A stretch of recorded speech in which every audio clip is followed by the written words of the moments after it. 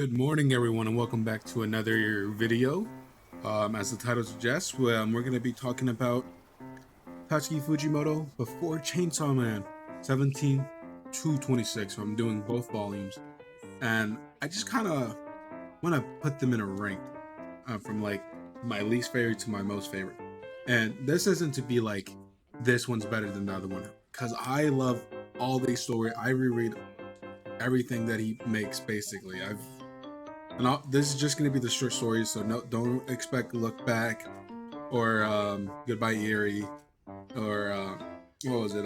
Listen to This Song. Don't expect any of those.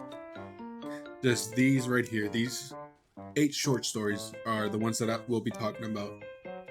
And yeah, I just want to put out which one I like the most and which one I like the least. But when I say least, it's like a very high standard of least, because these are probably some of my favorite short stories that I've read ever. I don't think there's many authors in general who can like make short stories as good that are so rereadable. But anyways, enough of that. Let's start with my least favorite, um, Mermaid Rhapsody. Now, Mermaid Rhapsody is very interesting. And the reason I put it at the bottom is the same reason why Fujimoto made it.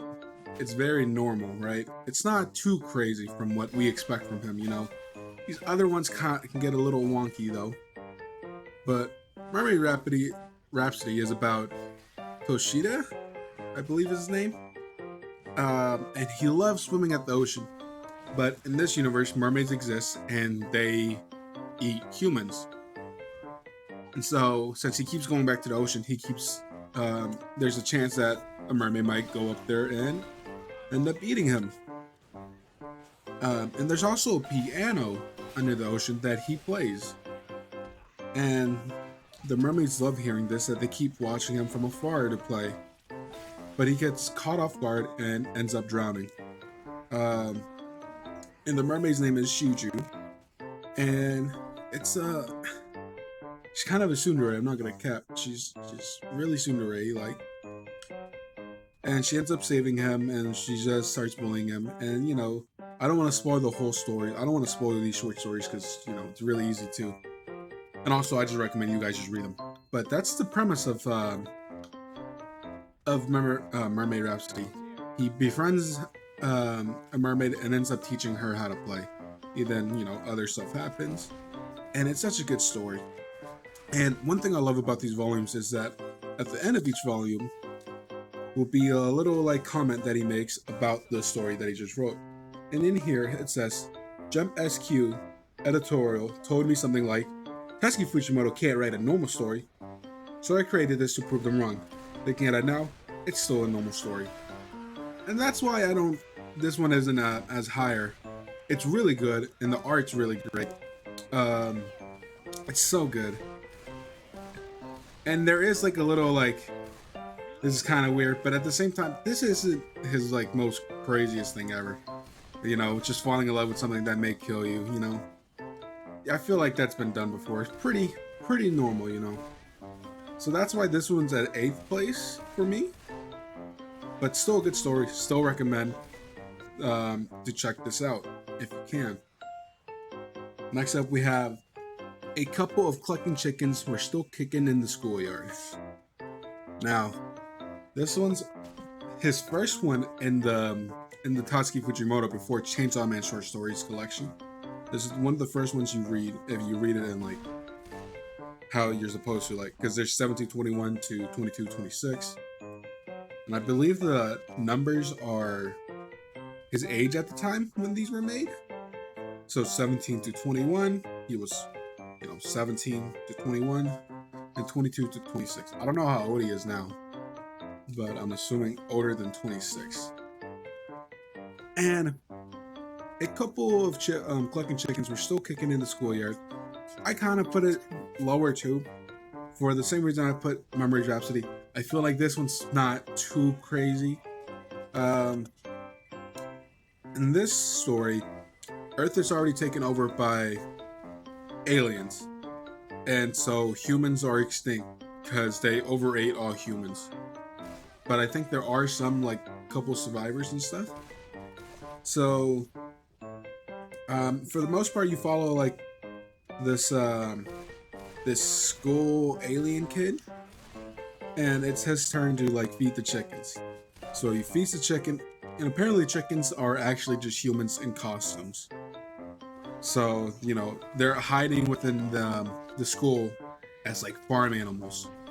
Just there's two of them, and you know they're acting like they're chicken and stuff. So they never like talk or anything. They just have these like weird chicken mascot heads, and then they cluck every now and then. And it's just them trying to survive and stuff. And I don't know, it's just for like this being like one of his first like early works and stuff. It's so good, dude. Now, oh my god, like he puts so much emotions into some of these characters just from the get-go. And like this isn't gonna last long. This is a very short story, and it's so good. Obviously, I recommend all these. I'm gonna say that a lot. I recommend just checking out all these. But at the same time, you know, it's just humans disguise, yada yada. You know, they try to survive. Obviously, I won't spoil what happens, but you know. And his little comment for this one is, my start at college got delayed due to 2011 Hohoku earthquake, so I drew this while I waited. It was my first experience drawing clean manga pages, and it was really time consuming. I remember that I skipped the rough draft and jumped straight into inking. I learned a lot from this piece. So this is like his first ever, like, I'm assuming his like very clean manga stuff. Because I believe he does have other short stories besides these, but these were very like rough draft, I believe. They're just kind of put together here, but this one he actually like made sure it looked like, you know, like something you would read in a manga.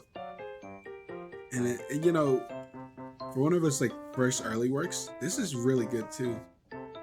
I can't really, I don't know how many mangas there are that just that think like Fujimoto does. Anyways, next we have Shikaku. And Shikaku is vampire love story. So you start out finding out that there's this girl. We get this perspective of this girl who is kind of a little violent. She's in the first page, she's literally pulling off spider legs off of spiders, and you know her parents are like, "Oh my god, you're fucking weird," and she ends up getting slapped by her mother and stuff, and the mom ends up hitting her, and she's like, "Well, isn't hitting wrong?" and just keeps getting hit because her parents are just scared of her, I believe. But she's, you know, she doesn't mean to like freak them out or anything. She doesn't mean to be like this. So she apologized for it, but no one really forgives her for it. And then it jumps forward to 10 years later, and she's like a very good assassin because, you know, she just had to be by herself, and with her crazy nature, she, you know, end up learning how to kill and stuff.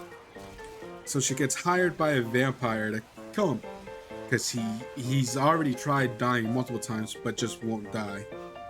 And so he's hoping that she would actually, you know, get the job done. So that's just the premise of it, and then a bunch of other stuff happens, and it's so good. Oh my god. Oh, this is really good.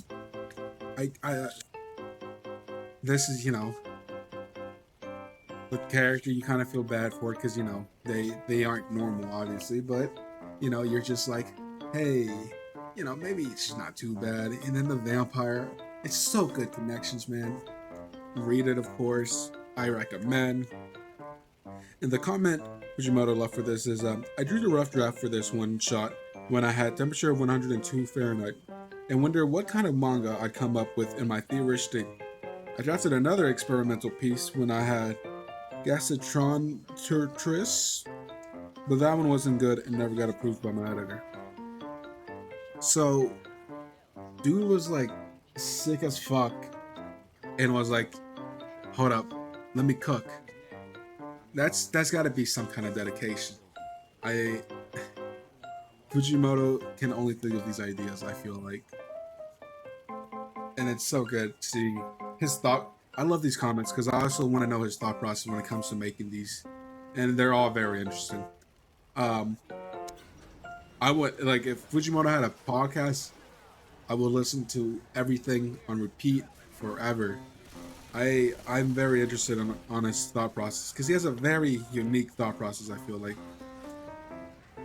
and just the fact that one of his first works, he was like, um, yeah. So I wanted to do this, but I felt I didn't want to do the rough draft, so I'm just do it. I'm gonna just make it, and he did, and it was good. Um, for number 5, we have Love is Blind. Love is Blind is pretty comical. I like this one, and it's pretty cute too. So, Love is Blind. Hold on. Love is Blind is about these two kids in high school, I believe. And one of them is in love with the other one. Well, they're both in love with each other, but neither of them have confessed to each other. So the main guy is finally going to confess. So he wants this to be perfect. He doesn't want it to be interrupted. So he wants the atmosphere to be just right. So he ends up going through so much just to, confess his love. He starts off with walking home, but then a typhoon ends up happening. And a bunch of other bullshit happens for him to stop him from confessing his love. But love is blind, so he doesn't give a fuck, and will make sure that he confesses his love to her. And it's pretty funny. It's pretty funny. And it's just that I don't think there's like much more that needs to be said. I feel kind of like that's just what it is. It's just seeing how far he's willing to go to confess his love. And he's willing to go, pretty far with it. He's blind to everything else when it comes to it too. Love is blind. So I really love this story. I really recommend. And his comment for this one is, this piece came about because Jump SQ editorial told me that I take 31 pages to do what could be accomplished in 16, and that I should use fewer pages. Come to think of it, even now, all my manga take 31 pages to do what could be depicted in 16 pages. And actually, I'm not sure if this is 16 pages. Hold on. Let me count these real quick. I have the manga right here. 2, 3, 4, 5, 7, 8, 9, 10, 11, 12, 13, 14, 15. Oh my god, this is 16 pages. So he just did this because they were like, hey, you kind of use too much fucking pages to make your stories when you could use fewer. And he was like, hey, look at that. I guess you're right. Oh well. And so he just, bro, it's like he takes everything as a challenge, bro. I love it. Because some of these comments are just like, hey, like the Mermaid Rhapsody. They said I couldn't make a normal story. So I did. And you gotta love his determination, bro. Oh my god. I love this story so much. I love all his stories so much. I need a read Fire Punch. I haven't read that yet. I know. What a shame. And I think that's the first 4 at the bottom of the list. Right now I want to just read an excerpt, whatever. I want to read his comments that he left under the 1721 as like a little intermission real quick. So I will begin to do that now. When I was 17, I started art school. I started art school in Yamagata. When I was 17, I started art school in Yamagata Prefecture. That was just after the 2011 Tohoku earthquake. So all of us must have been asking ourselves whether it was really right for us to keep drawing like before. Drawing felt meaningless, so wanted to make a difference in some way. I went to Isinomaki as a reconstruction support volunteer. On the bus, there was a bunch of art school and sports school students who were thinking along the same line as me. We arrived in Ishinomaki and set to work clearing debris out of the gutters of one section of a residential area. We spent the entire day stuffing dirt into bags and carrying those bags to a truck, yet we still hadn't been able to remove all the debris in the gutters. I felt a sense of helplessness from the fact that about 30 of us worked on this for an entire day, yet we couldn't make a dent. Everyone was downcast on the bus ride back to. One of the sports school students who worked with me that day remarked that there had been no point of us showing up. I went back to volunteer one more time after that. Then I stopped. This was because I was doing oil painting, which gets expensive, and I had to draw manga in order to pay for it. From age 17, the sense of powerlessness has always been following me around. Every time there was another tragedy, my sense that my pursuit served no purpose at all grew bigger. Recently, I drew a manga called Look Back to try and finally vent out those feelings. Oddly enough, once I drew it, I think I was able to process them a bit. Look at this collection of one-shots now. In that state of mind, I remember a lot of things. Not just that I would draw while feeling powerless, but also that I would draw while really hungry, and how I was always practicing art with my friends. It brought back memories so fun that I have to wonder why I'd only been remembering the third things. Now I feel glad that I got to have not just Look Back collected in a book, but these one-shots too. As to why I'm saying these things, is because I was against publishing a one-shot collection. Reason being, I was too lazy to draw the covers, write these comments, etc. But now, I'm glad I got to have it published. Very, very wise words from him. Yeah, I just wanted to read that. Make your own thoughts about that. I'm just here talking about his story, so I'm not gonna give my thoughts on that. Just know, yeah, I love Fujimoto. Protect Fujimoto at all costs.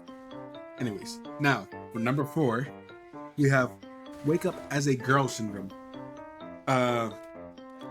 So this is pretty self-explanatory. One day, this guy woke up as a girl, and he went to the doctor, and yep, he had woke up as a girl syndrome, and there is no cure. So this guy just has to live his life as a girl for now, I guess. And he also has a girlfriend, and yeah, it's just, whoa, what the hell? It's just really good. I don't want to say too much about it. Just read it. It's exactly what it sounds like. Some guy woke up as a girl, and now he has to live with that, I guess. And he has to deal with the problems as being a girl too, and his relationship too with his girlfriend now. Yeah, it's really good. So I'll just read the comment. I just I don't want to say too much about it. Just know that it's a really good story, and I don't know, something about like the end is pretty beautiful. So anyways, this comment for this is a manga I put on the web. I could have put the entire thing on the website for space reasons, so a lot of people only got to read part of it. So you could have read this before, but only partially. So this is the full, complete story. Isn't that nice of him? Number 3, Nayuta of the Prophecy. Now, what can we say about Nayuta of the Prophecy? Well, for those who read Chainsaw Man, this is that Nayuta. This is where she basically started. This is Nayuta. But this Nayuta is a little bit different from the one from Chainsaw. Because this one only speaks in I don't know, just not.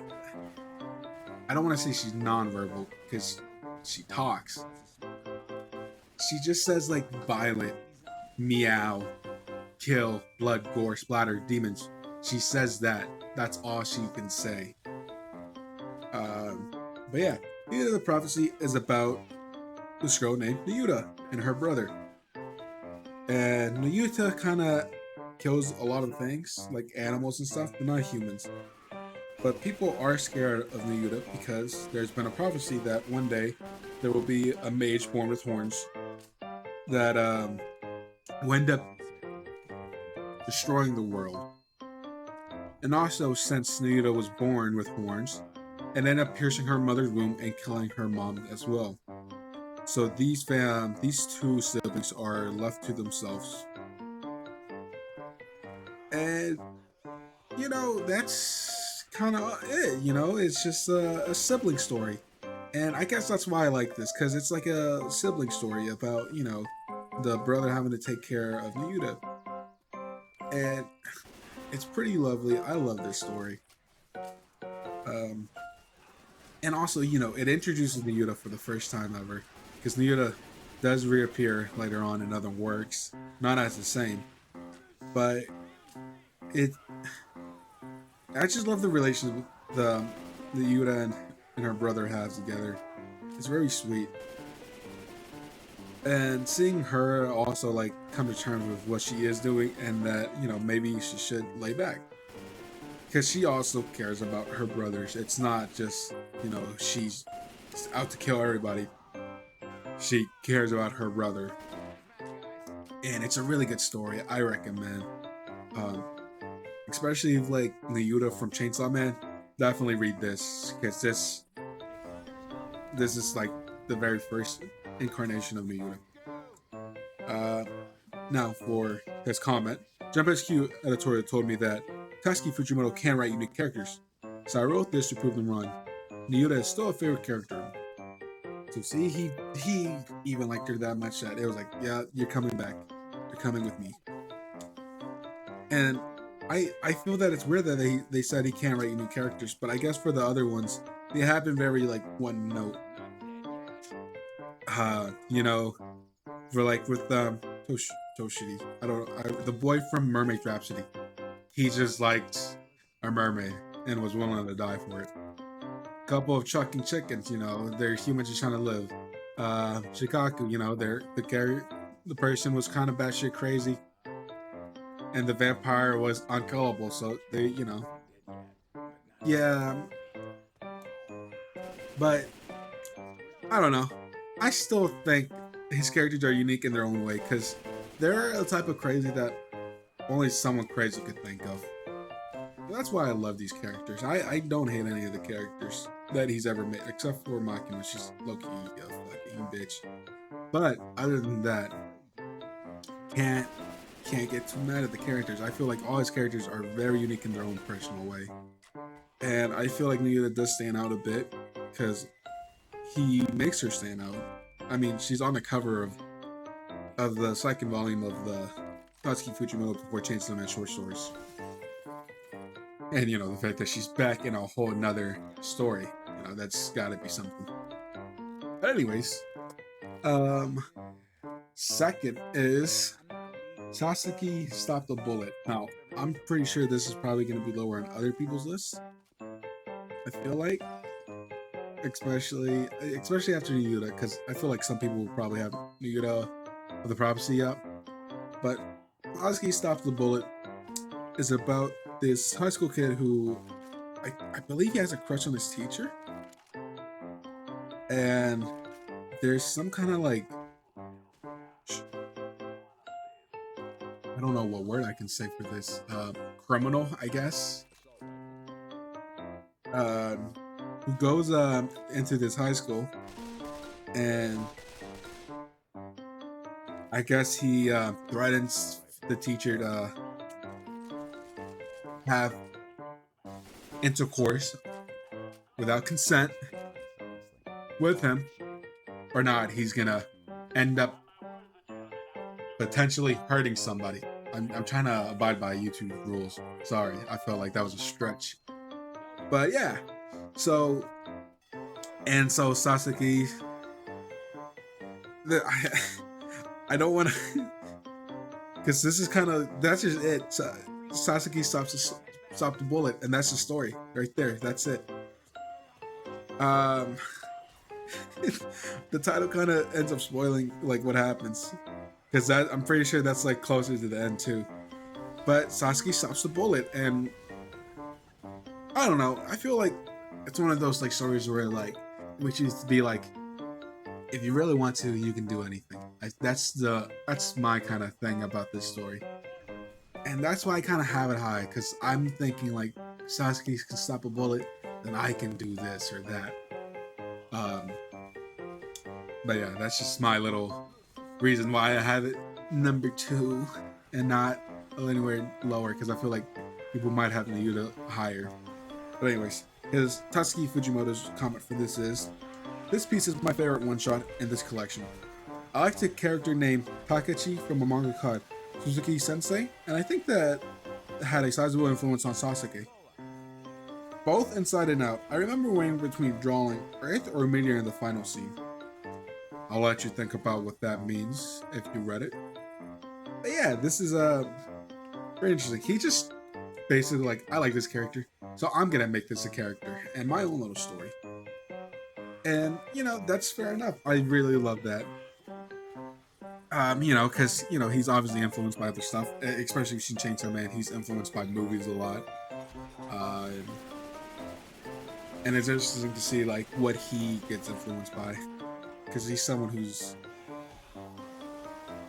who might have been like not many people would have thought of some of the stories by themselves, and so it's interesting to see what you know he gets influenced by, because he influenced other people now by his stories, which it's something special in itself.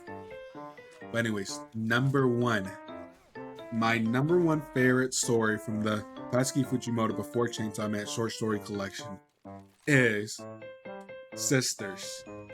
Um, Sisters is about these 2 sisters, of course, and one of the sisters drew their older sister naked for a school art contest, and they ended up getting first place. But the older sister also goes to the same art school, so it's displayed up and like the little entrance by the school for anyone to see. And of course, you know that's kind of embarrassing, but also the sister feels some kind of jealousy for the younger sister because she feels like, since they're both artists, she feels like she's being outdone by her younger sister, and that can be pretty tough being outdone by you know your younger sibling. And so this story is just to show their relationships, and I love this story. Um, if you've read Look Back, this is before Look Back basically, and I'll read his comment here soon to tell you like that's just true. If you don't believe me, you know, there you go. But yeah, this story is just, I don't know. It's also the last one in his short story collection, and this is a really good way to end these short story collection because I feel like this story is very unique and really, I don't know. If you read Look Back, I feel like you'll definitely like this. You can read it and be like, yeah, I can see this now. And his comment for this is, "This piece is foundational to Look Back. Concerning it began with a color page with nudity. I'm grateful to Jump SQ editorial for publishing it." So yeah, this Sisters is a really good story. It's about the sisters, obviously, like I said, and their relationship basically. And other than that, I can just say, read all these short stories collection for yourself and make up your own opinion. Because like I said, even though like I put some more down, these are all good. I reread these a couple times here and there whenever I'm just bored, and maybe I'll just be like, hey, I kind of just want to read this real quick. There you go. Pick it up, because I really do recommend these stories. Read almost anything Tatsuki Fujimoto makes. Read Chainsaw Man, of course. If you were here earlier or look at my YouTube page, you can see that I obviously like Chainsaw Man. I did a couple of chapter reviews when part 2 started. You know, Fire Punch I haven't read, but I heard is a little bit crazier than usual.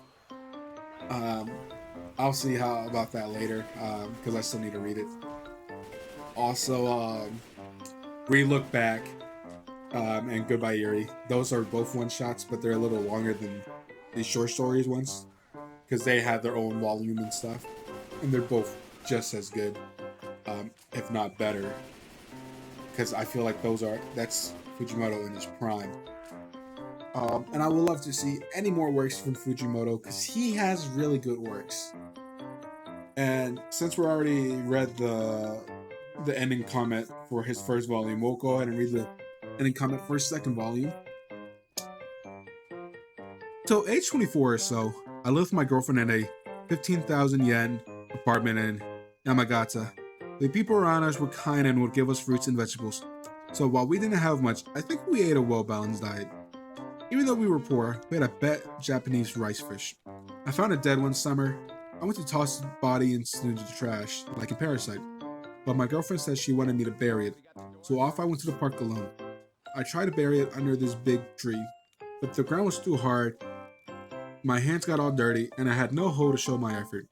Out of options, I figured I would pretend I had buried the fish and left it lying there on top of the ground. As I watched it for a little while, ants found the body and began trying to carry it away. I'm not sure what came over me, but that moment, love for the pet fish well within me for the first time. I brushed the ants away, and then I ate it. The next day I had an upset stomach, and when my girlfriend suggested it was something I had eaten, I came up with some lie to cover up the fact that I eaten our pet fish. I've had people get mad at me many times throughout my life, and when I'm scared of that, the lies just spill out. Most time I get caught in them, but that time I didn't.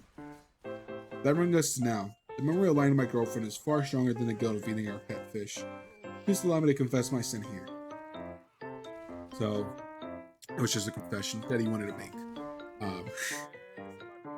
Fujimoto, you genius. I don't know why you ate the fish. I don't know why he didn't get a shell or a spoon or something, but I love him. He's brilliant. So yeah, in conclusion, go buy these and read them because they're good. So you can see how they actually had. And yeah, that would be all for today. If you like this video, like it. If you didn't like it, dislike it. Let me know how you guys, for those who have read these stories, tell me what you guys think of this in the comments below. Let me know if you agree or disagree with my placing, because I guess people would disagree, because people love doing that. Obviously read these stuff. I stream here and there, so go follow my Twitch. I have an Instagram, Twitter, blah blah blah. Links in the description. Thank you guys for watching. Enjoy right now today, and in case I don't see you, good afternoon, good evening, and good night. Brought to you by me and my viewers like you. Thank you. Thank you for watching. Come back soon.